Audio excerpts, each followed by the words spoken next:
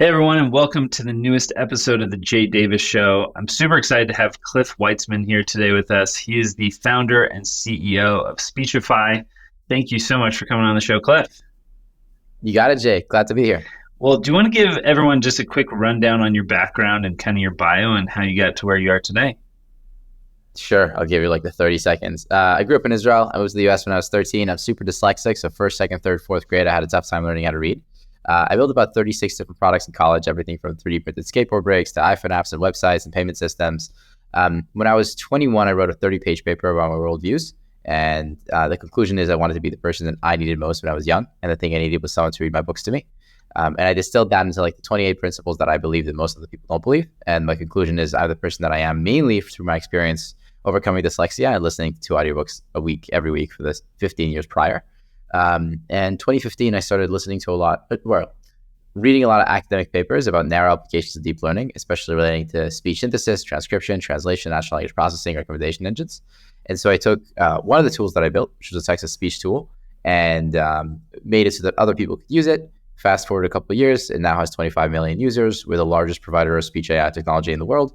The iPhone app has been the number one app in its category for about 4.5 years. The Chrome extension has been the number one app in its category on Google for about 4 years. We're 120 folks in the company, 30 AI engineers, 75 engineers working on the iOS, Chrome, Mac, SDK side. And we make it super easy to turn anything into an audiobook. So you can scan a physical book, it'll read it to you. You can open your email, it'll read it to you. The news, ChatGPT, PDFs, anything. And we teach people how to listen really fast inside of the product. We also have one of the biggest audiobooks product, Speechify books, and a bunch of other smaller products. But the main part is the BDC product. Outside of that, I do a sport, co-parkour, like a mix, masters of martial arts. I write a lot of music. I listen to a lot of audiobooks, and I travel a fair bit. That's amazing. Where do you live again? I live between London, Florida, New York, and LA. Nice. Dude, that's awesome. Well, I have tons of questions. One of the ones I would love to maybe just start with is how do I get better at listening to audiobooks faster? You threw that out there. I think that's something I talk to people about. I have friends who listen at 3.5, I just can't even get that. I'm usually like a 2, and then I have my wife who like anything over 1. She's like, I'm stressed out. I can't do this. So, well, I mean, it's pretty easy, right? So you said I have friends who listen at 3.5. I can't even get that. Do you have friends who can run like a 6-minute mile? Totally. Can you run a 6-minute mile? I cannot. Do you believe that you could run a 6-minute mile if you practiced? Oh, sure. I'm sure I could. It's exactly the same thing. Yeah. It's much more useful to be able to listen at 3x speed than it is to run a 6-minute mile. So here's how you do it. Listening, like reading, is something that you get better at the more you practice it. Yeah. And so when people talk to me about getting into audiobooks, the first audiobook, you're not going to love. It's hard. The second one, also, it's a slog. The third, the fourth, the fifth, the sixth. After 10 audiobooks is when you can start deciding whether you enjoy listening or not, because that was the process needed for you to get good at listening. And you get good at 3 things. You get better at the comprehension, you get good at the speed, and you get good at doing other things while listening. So ideally, you want to get to the point that you can ride a bicycle and listen at 3x speed and think about it and fully comprehend all at the same time. And if you listen to 10 audiobooks, you'll start getting pretty good. The goal with speed is you want to listen always at the speed that is the max speed at which you can intake and still, comprehend and enjoy. Yeah.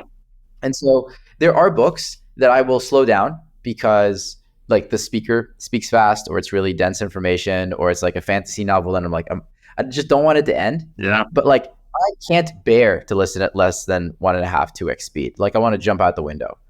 Very similarly to if you were a really good runner, it's really annoying to go run with someone who runs like a 12-minute mile. Yeah. You'd rather not run. Or what you end up doing is, you'll run to the post and you run back and you run there and you run back. Like you want to run at the speed that is the right speed for you. What I found, especially for people with ADHD, is our brains work really fast. And the reading speed for most people is 200 words per minute. So if your brain is going at 500 words per minute, but you read at 200 words per minute, that is very boring. Yeah. What you want is the speed of the information intake to be equal to the speed at which your mind is working. And if you do that, then it becomes really enjoyable to consume information. And so the first thing to do is just to decide I want to learn how to listen fast. And my goal is to listen at 3x speed and progressively change the speed of podcasts and audiobooks and YouTube videos to be at 3x. So you can download a product called Video Speed Controller that lets you change the speed of YouTube and any HTML5 video on your browser by 0.1 increments. So I listen to most videos on my computer at like 3.5, 4x speed.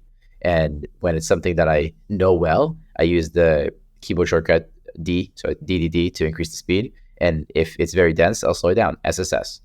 Same thing for using Speechify on Mac. I highlight text, Option A to read. It reads at 700 words per minute. And if I want to slow it down, Option SSSS, speed it up, Option DDDD. And that's it. That's amazing. Well, I'm going to keep practicing because I feel the same way. Man, I do 1.5 and I'm like, oh, this is so boring. I think it's when I get much past 2.5, the comprehension definitely goes down. And so I just start to feel like lifting weights, it's exactly like lifting weights is progressive overload. Like you just got to practice it and you'll get really, really good. Like the brain is super plastic and people can listen at 4x speed. It's just a matter of practice. Yeah. I love it. Well, that's awesome. Around entrepreneurship, did you always think you would be an entrepreneur? Or was this something that you kind of started as a kid? What was your entrance into being an entrepreneur? Yeah, so going into university, I remember we had to write a letter to our counselor.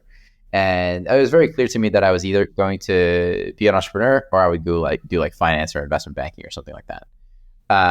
I came into university with a dual major in renewable energy engineering and economics, and I dropped economics halfway through because it's a topic that comes very intuitively to me, and I read a lot of books about it. And instead, I went and took computer science courses. And for renewable energy engineering, that was a mix of like nuclear physics, photovoltaics engineering, computer science, industrial design, etc. I had built a business in high school called Cliffs Coupons, where I would go and negotiate a 10 to 20% discount from local merchants. And I would like sell an envelope to other kids with discounts to like restaurants that we all liked. And then I built a pressurized air cannon that would drape fire retardant blankets over houses that were on fire and choke out the fire, and started to work on a patent for that. And then I made a 3D printed skateboard brake that I patented, and then I built a bunch of iPhone apps and websites and payment systems and stuff like that. And I learned that building software products was much faster than building physical products. Yeah. And I just spent a lot of time learning how to code, which I highly recommend everybody does. And when I was a kid, I would go on walks with my dad, and he would talk to me about life and the world. I'm one of 5 kids. And he'd explain, here's how the stock market works. Here's what a company is. Here's why you would want to take out loans to buy real estate. Here's how a mutual fund is different than a hedge fund. And this is like conversation we were having when I was 8, 9. So my view of the world was relatively fleshed out, even at a young age. And so it was very kind of easy for me to navigate. And I did one internship at a company called Retail Me Out as a product manager. And I hated it. The people were super nice, super smart, interesting company, but it was moving super slow. And I did not enjoy following a plan that I did not think was good. And I rebelled. And I insisted on working on a product that I wanted. And I recruited 3 people to work part-time on my product. And by the end of the summer, the division I was in got shut down, except for my product that was already very profitable for the companies, so they kept it. And I started a thing called findmescholarships.com, where I hired 10 freelancers to find and apply to scholarships for me full-time when I was in college.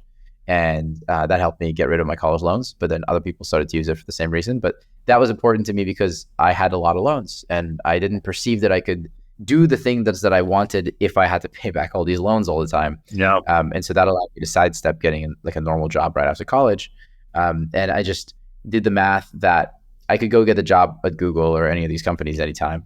I might as well, and I would be depressed if I did it. So I might as well go for the thing that I really care about and be the person that I needed most when I was young. And if I failed 2, 3, 4 years in, all right, I'll go work at Google. I'll be more qualified than most people there because I'll spend the entire time picking up skills.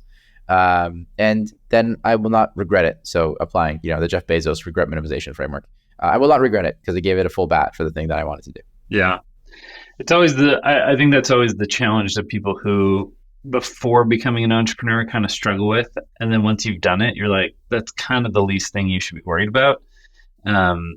Because you're going and trying something new and you're stretching yourself, really, you can always go get a job. Like it's not the end of the world if it doesn't work. But before people do it, they do think that they're stuck in that, like, well, what if it doesn't work? It doesn't work. And I it's how mean, it just goes. logic to it too. Like, there's a very clear pipeline of hiring students from Yeah, universities. And if you get yourself outside of the pipeline, no, it is a little bit harder to get a job. yeah, And, this weird window inside of your resume and yada, yada. I think it's become a lot more acceptable now than it was 10 years ago, for sure. totally.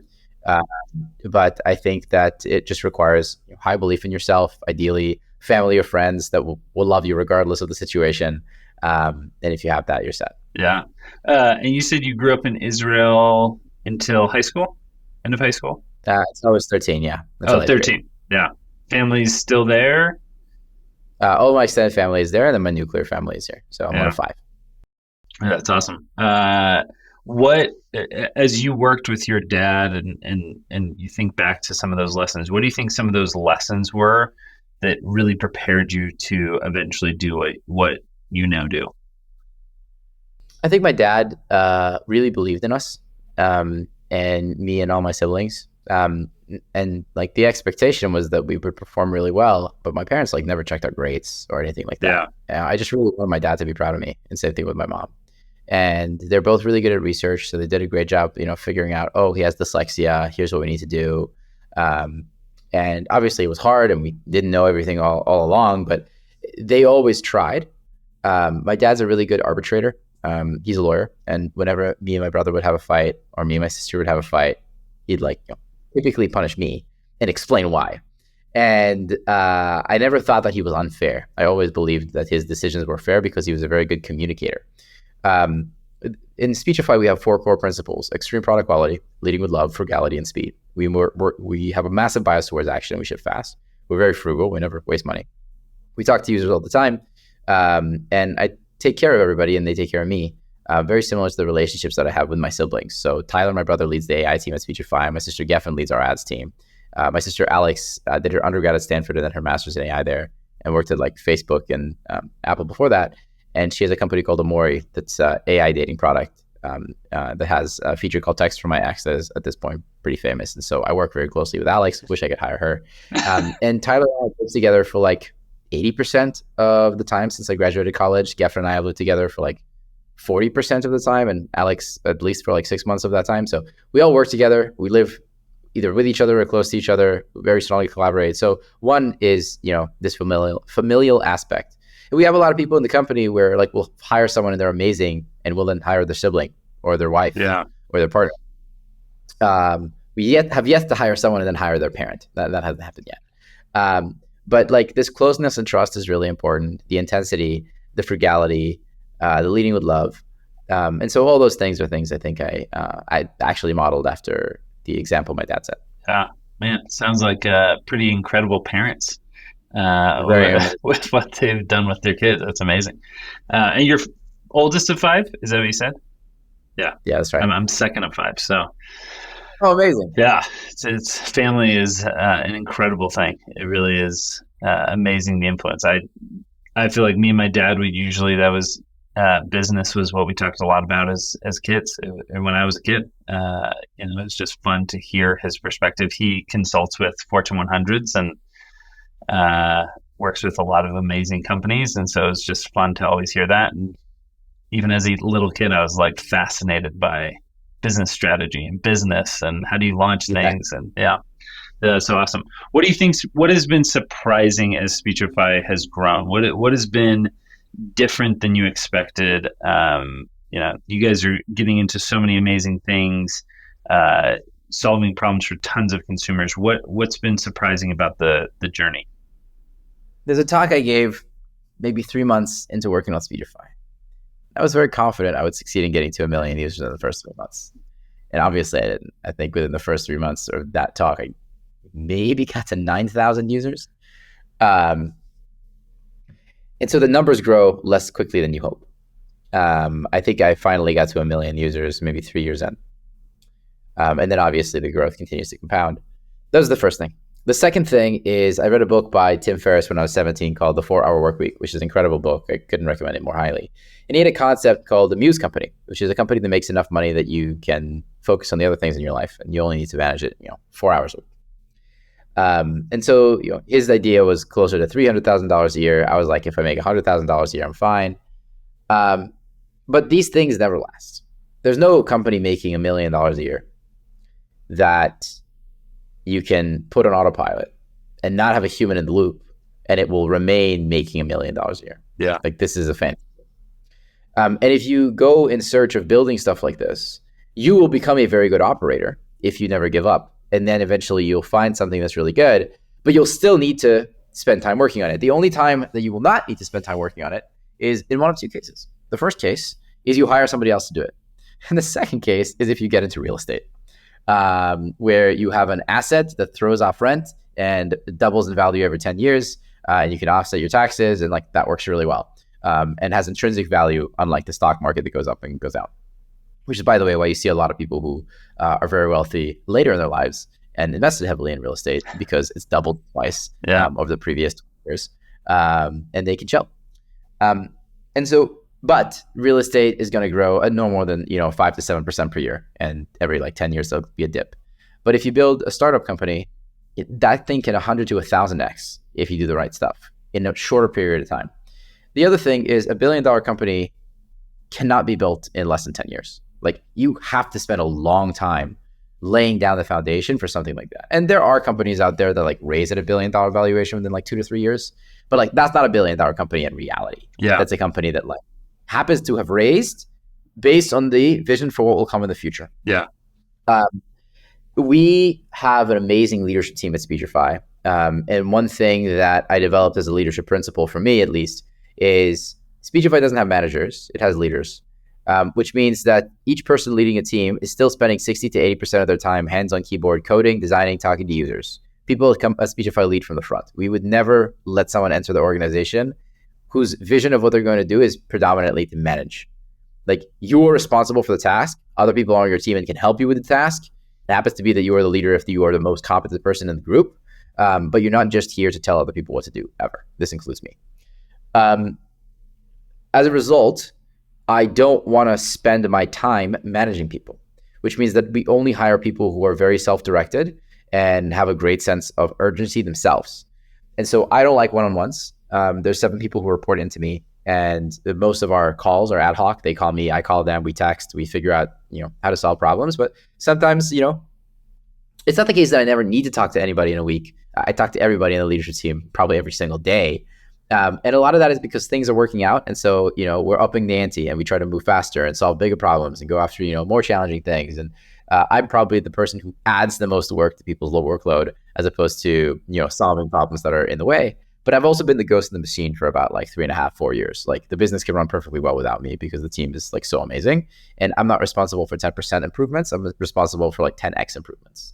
Yeah. And so that's what I spend a lot of time thinking about. The next is how important strategy is. So, for example, we really cracked performance marketing as a form for customer acquisition, how amazing consumer subscription businesses are, and how important conviction is. So to achieve intensity, which is where you are able to rise to the occasion and the full measure of you as a man or woman comes out, and where you feel self-actualized, that intensity typically comes from you having really great conviction in a certain direction and having great urgency with which you want to fulfill that conviction. So a great example is, during the civil rights movement, MLK had really great conviction that things should change.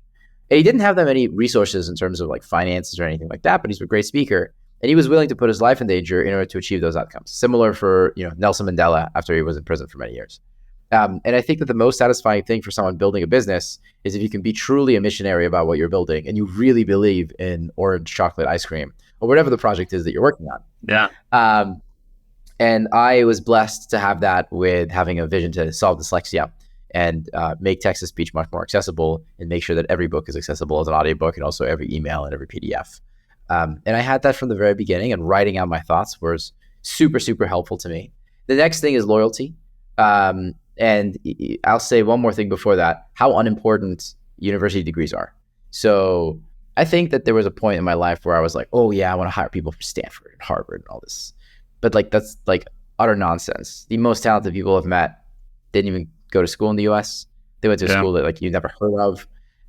It takes, any one of these schools can take 10x incoming students that are qualified for every single class. I'd say now it's closer to 20 or 30. And so it's a lottery. And so by definition, some people will not end up there and they'll develop great character. And humans are humans. There's a random distribution. One thing I'll say is that a little bit of slope makes up for a lot of y-intercept. So it doesn't matter where you started. It's your growth rate that matters. And if you grow in an exponential manner, that's even more valuable. And so people who obsess about growth are really important. One thing I've learned is that the only smart people are people who read books. If you do not consume books, you are playing by the seat of your pants, and maybe depending on a couple of like deep talents that you have naturally. But the only people who actually figure out how to solve problems and make strategy are people who are like incessant learners. And then you add that to natural skill, and that's beautiful. There's a bunch more, but I'll stop there. No, I love it. I was writing down quotes. And I think that's such a shift we're seeing. I think that's where we got into such a dangerous place in the entrepreneurial world as we started, things were worth $1 billion in 2 years. And like you said, it's like, is that really the value? And I love that you said, multi-billion-dollar companies don't get built in less than 10 years. And that's, I think, another thing we're starting to see. Like when I talk to people and they ask like, why are you an entrepreneur? It's like, that's like who I am. Like, that'd be like, why are you a human? I don't know. That's just who I am. That's a piece of me. And I think that's where we're seeing some of this shift where we were so, you had people jumping into the entrepreneurial world, the startup world, who just were like, I just want to be a billionaire. And it's like, well, that's a horrible reason to do this. Do you love the process of building and solving problems and working with customers and making them happy and solving problems in a way that really has an impact on their real life? And I think that's a marked difference from what a lot of people were doing. 100%. Yeah. So, well, dude, I loved your little bit of slope makes up for y-intercept. I'll give credit to that to Valentin Perez, where I got that from. That's a great quote. Well, books. So top books. Like if someone comes to you, one of my favorite things to ask other readers is, what is a book that like most people have probably not read? Because I think once you get way into reading, as you can tell, I love reading. I'm obsessed with audiobooks. I love reading physical books. I read very quickly. So yeah, like what's one of those books that like you're like, man, more people should read this but haven't? Yeah. So one, if you want my book recommendations, is search Cliff Weitzman books Medium, and there's a list of like all the books that have had the most impact on me. I have averaged 100 books a year every year for the last like 18 years. So mainly the most impactful books in my life have been fantasy books. And the way I read fantasy books, I put myself in the shoes of the main character. And it's like running a simulation on your life of what decision would you make in this moment. I find them like super inspiring. So The Way of Kings by Brandon Sanderson is my favorite book of all time. Love it. Oh, really? Let's go. Oh my gosh, dude. So, book one is so amazing. I've struggled with some of the later books, but I could read book one 3 times a year and not get sick of it. Later books. Here's the solution. Number 1, perfect book to listen to at 3x speed. Yeah. Number 2, if there are characters that you don't find engaging, just skip their chapters. Yeah. Just like at certain points, I will just read the Kaladin chapters. And I'll skip over, I love Shalon, but like I'll skip over the Shalon ones that are like not that engaging. If something's engaging, I'll keep going. That's one. Mistborn too, Kelsier, like what an amazing character. So I love that universe. Yeah. Red Rising is also really good. Obviously Ender's Game. And I just get so much joy. Oh, okay. So let's go to fantasy and sci-fi books that people don't know about but should. One is called Beware the Chicken. It is absolutely hilarious. Beware the Chicken. I haven't read that. It is so funny and so wise and so interesting and so likable. The premise is you have this guy from Canada who basically switches lives with a person who like lives in essentially an anime world, and people can like bend energy to their will. And he is in like this extremely competitive school. And the reason why they switch is this guy basically like is in a duel and essentially dies, but like his soul comes back, but it's like this random dude from Canada. And so this Canadian dude is like, I don't want to be here. this is just like so competitive for no reason. So he leaves the university and finds like a small portion of the countryside, but he's like the best farmer ever because he could carry like more weight than everybody else. He can run more than everybody else. He also knows all this technology from like the modern world that like doesn't exist here.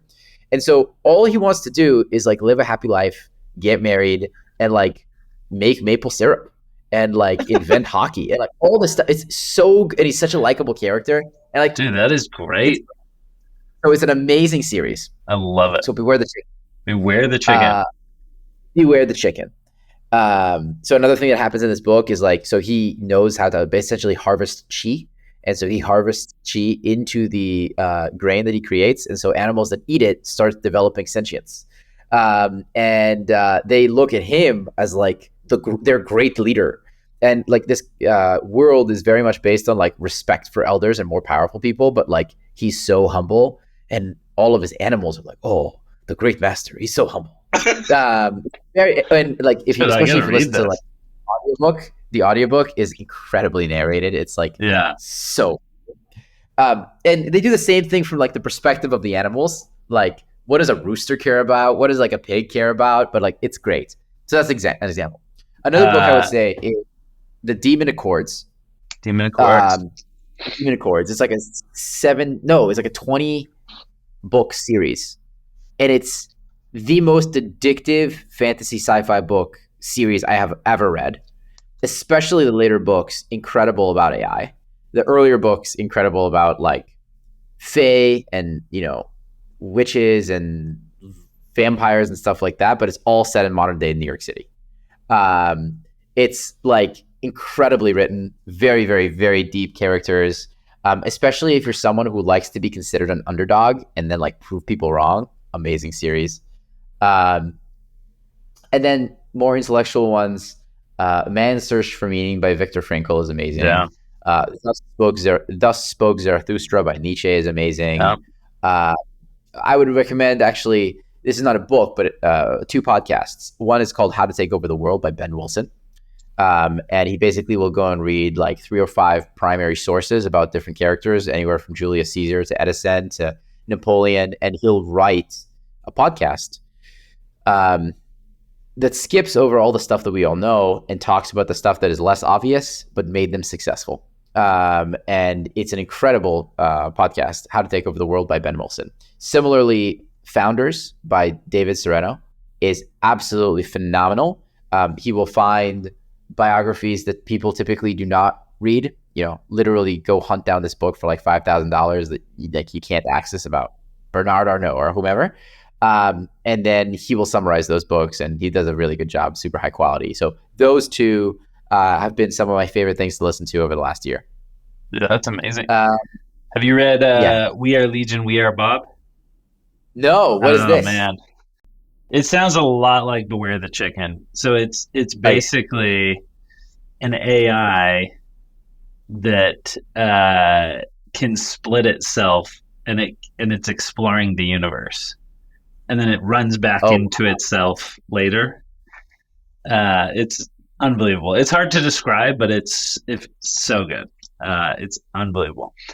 And then Name of the Wind. Have you read Name of the Wind? Oh, so I wrote a whole song about the life of Fourth in the style of Lin-Manuel Miranda. Yeah, I'm obsessed with the name of it. Oh my gosh, dude! I think I check on the 3rd book like twice a week. I'm just like, dude, come on. Are you, like, what do you think the likelihood is that Patrick Rothfuss finishes that? I think he's going to finish it, and I think if he's not, Brandon Sanderson will take it over. Yeah, that's Brandon Sanderson's the pinch hitter that you bring in. At some point, I'm like, dude, maybe Patrick should just have him do it. Like, hey, I'm so stressed about this. I mean, he's going to go as long as he can, and then, like, you know, what's Wheel of Time's the author there? Oh, yeah, Robert Jordan. Good.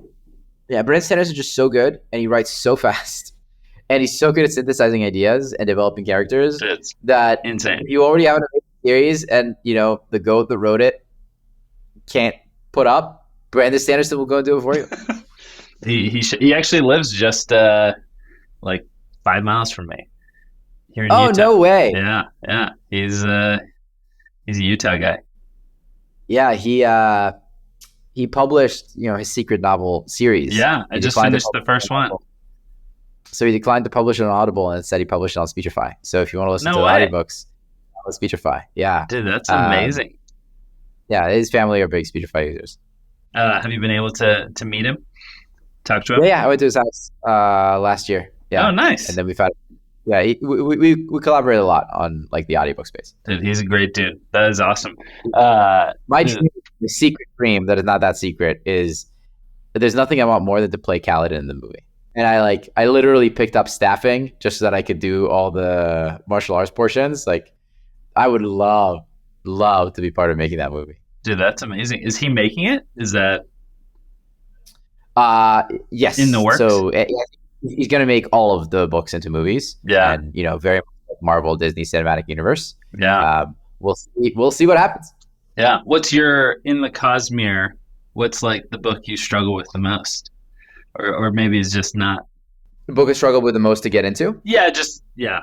I think mine's Elantris. I think I it's really fun. like it, but it's You said definitely Elantris? Yeah, yeah, same here. I haven't read Elantris. I started like 3 times, and every yeah, time I get distracted, I read another book. yeah. That's I will read it eventually. yeah. No, I mean, look, it's hard. what's crazy is Mistborn. I tried twice and dropped it, and my brother was like, "You're insane. Go read Mistborn." And so I tried a third time, and then I finally got into it. But Yeah, he needed to pitch it to me. Like the only reason I went in is he was like, "Cliff, you think you're similar to Kaladin? Bro, you are exactly like Kelsier. You need to go read this book.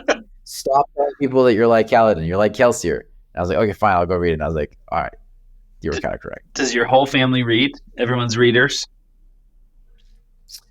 Me, my brother, and my mom are like addicted to audiobooks. Okay.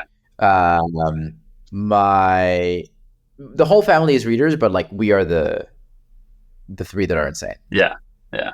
It's amazing how I talking about family and what family gives you. My mom's is a school teacher, elementary school teacher, who kind of focused on the way that children learn and child behavior.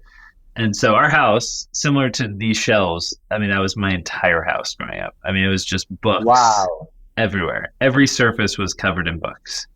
And so that was just, and my dad's a huge reader too. So it's amazing. I think that's one of the greatest things that you can give kids. And I love that part about Speechify, that you guys are helping those people who it's tough for. So Yeah, 100%. It's a wonderful thing to be able to work on. dude, that's amazing. Well, to kind of, I know we're past time. Time just flown by, especially once we start talking about books.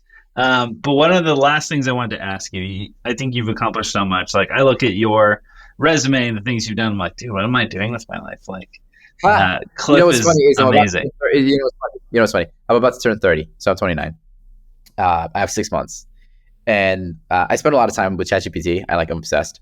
And I went down this path of being like, help me figure out the 200 people that have accumulated the most power by the age of 35 in the history of the world, and also give me the 200 people that have made the most money by the age of 35 in the history of the world. And then for each one of these people, rank them in 5 categories of the style of power that they have: financial, political, physical, cultural, and intellectual. And I literally built a polynomial from 1 to 10, from 1 to 100, ranking all of them. And I started reading through it, and I knew 70%, but 30% I didn't know, and blows my mind, what amazing people have existed. And I'm like, God damn it, I am not nearly to the place that I want to be right now in my life. And so I think no matter who you are and what you are, everybody feels this big desire to level up. And I hope I can make it. Yeah. Well, you've done amazing things. And one of the things I wanted to ask you was, as you've done that, I mean, you've accomplished a lot, so much. It's incredible seeing you. I'm a fan. What has brought you joy, and what has surprised you, and what brings you joy as you've gone through your career? I think that, first of all, the thing that gives me the most joy is Sunday morning cuddling in bed with my girlfriend. Spending time on love is by far the highest ROI activity. Yeah. I really want to get a dog for this reason. I haven't succeeded in logistically justifying it yet, but hopefully by the end of next year I'll do it. The number 2 is fantasy audiobooks. If I'm hit by a bus and I can't move, just keep me alive and feed me Brandon Sanderson audiobooks at 3x speed. Like that is an existence I would be very happy to live forever. Um, Next is parkour. So I do the sport. It's like a mix of gymnastics and martial arts, and I'm Yeah. obsessed with like backflips and front flips and doing corks and all. And like I could train for like 6 hours in a row, and it's like a video game for me. And what I love about it is it is intrinsically valuable for me. There's a word, I forget how to say it. I'm going to Google it after this, which is a thing that you do for the sake of itself.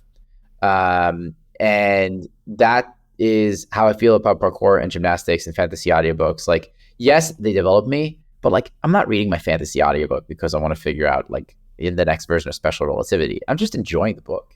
Now, it's much different than watching TV or anything else. And I don't drink alcohol. I don't smoke. Like I've never been high, never been drunk.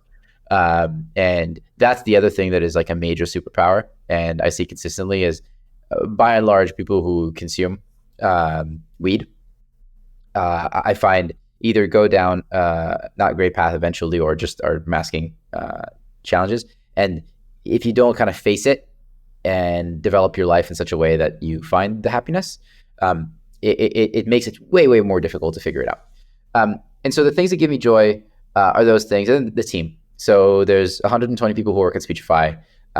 I've lived for the last 6 years with 7 on the leadership team, and we flip a new location every like 4 to 5 months.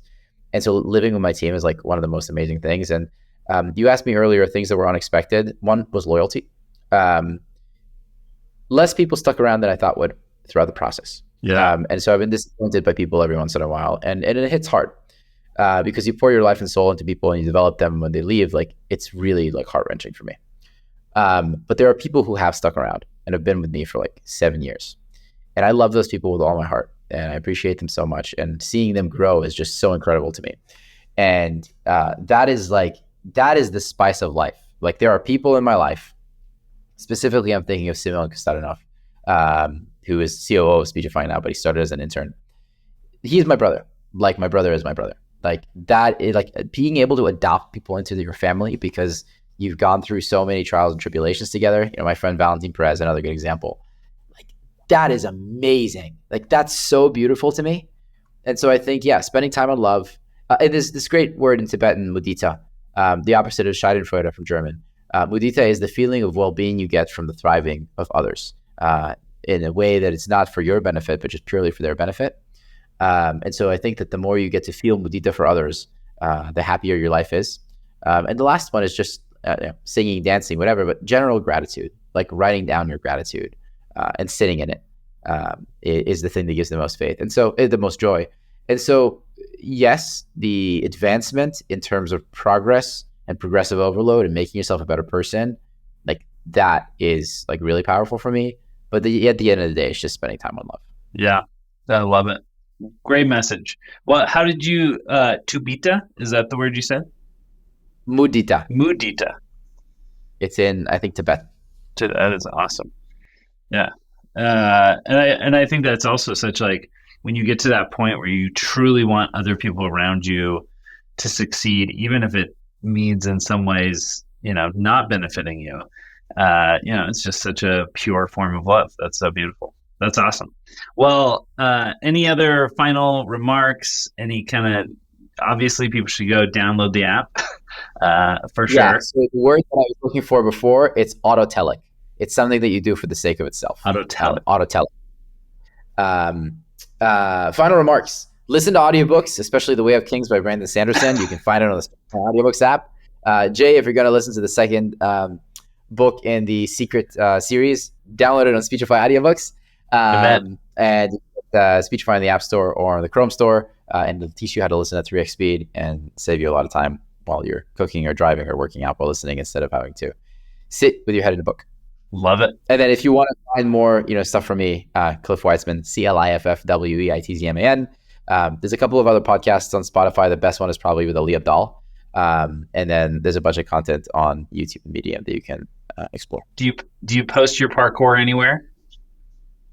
I got into YouTube in the beginning through YouTube. So if you search Cliff Weitzman parkour, you will find videos, especially from like 2012 of me going very, very hard and doing like flips between buildings and stuff. It's great. I love it. Now most of my core goes on Instagram. So if you go Cliff Weitzman Instagram, there's a Okay. lot of like, story reels from me training still today. Were you ever afraid of heights? That was never a fear? I was never afraid of heights. I do expected value calculations for most things in life.